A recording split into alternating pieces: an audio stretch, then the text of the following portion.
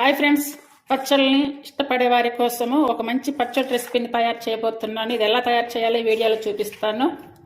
ముందుగా ఒక middle size దోసకాయని తీసుకొని ఇలా పీల్ తొలగించుకోవాలి. ఇప్పుడు దోసకాయ చిన్న చిన్న పీసెస్గా కట్ చేసుకోవాలి. మీకు విత్తనాలు కావాలనుకుంటే కనుక ఉంచుకోవచ్చు, లేదంటే తీసి కట్ చేసుకోవచ్చు. ఈ విత్తనం నేను డైరెక్ట్గానే వేస్తున్నాను. స్టవ్ మీద ప్యాన్ పెట్టుకొని 1/2 స్పూను మెంతులు వేసుకోవాలి. మెంతులు కొంచెం లైట్గా వేగాక 1/2 స్పూను ఆవాలు, 1/2 స్పూన్ జీరా ఇవన్నీ ఫ్రై చేసుకోవాలి. మాడకుండా చిట్టపట్లాడే వరకు ఉంచుకొని తీసుకోవాలి. ఒక 10 ఎండుమిర్చి వేసుకోవాలి. కొంచెం ఆయిల్ వేసుకొని ఫ్రై చేసుకోవాలి. ఇలా వేయించుకొని పక్కన పెట్టుకోవాలి. ఇదే ప్యాన్లో నువ్వులు వేయించుకోవాలి. 2-3 స్పూన్లు వేసుకోవాలి.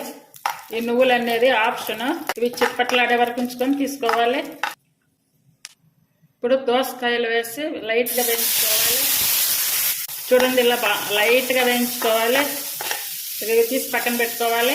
ఇప్పుడు కట్ చేసుకున్నటువంటి క్యాప్సికమ్ ఒకటి, 2 టమాటాలు, 2 టేబుల్ స్పూన్లు ఆయిల్ వేసి ఫ్రై చేసుకోవాలి. చూడండి, మరీ మెత్తగా అయితే అవసరం లేదు.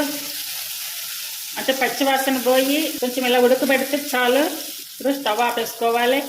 ఒక మిక్సీ జార్ తీసుకొని ఇందులో ఫ్రై చేసుకున్నటువంటి అన్నీ కూడా స్టెప్ బై స్టెప్ వేసుకోవాలి. అన్నీ ఇలా వేసుకొని మిక్సీ పట్టుకోవాలి. ఇప్పుడు వేయించుకున్నటువంటి ఇందులో చింతకాయ తొక్కిది 2 స్పూన్లు వేసుకోవాలి. ఇప్పుడు వేయించుకున్నటువంటి క్యాప్సికమ్, టమాటా వేసుకోవాలి. అలాగే 2 వెల్లుల్లి వేసుకోవాలి. చూడండి, ఇలా పట్టుకోవాలి. ఒకసారి సాల్ట్ కూడా చెక్ చేసుకొని వేసుకోవాలి.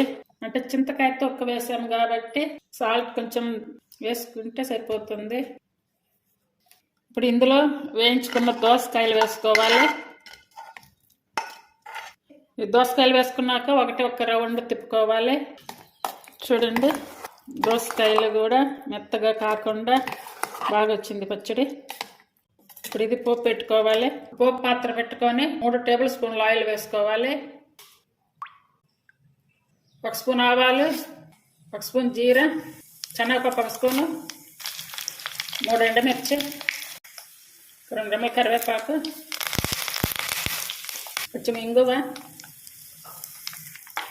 స్టవ్ కట్టేసుకొని పచ్చడిలో వేసుకోవాలి. ఈ పోపు అంతా కూడా ఇందులో వేసుకోవాలి. ఈ వేడిగా ఉన్న తాలింపులో పచ్చి ఉల్లిపాయలు వేసుకోవాలి. దోసకాయ, క్యాప్సికమ్, టమోటా, చింత తొక్కు ఇవన్నీ కలిపి చేసినటువంటి పచ్చడి చాలా అద్భుతంగా ఉంటుంది. టేస్ట్ మళ్ళీ మళ్ళీ తినాలి అనిపించేంత టేస్టీగా ఉంటుంది. తప్పకుండా ట్రై చేయండి. Thank you for watching.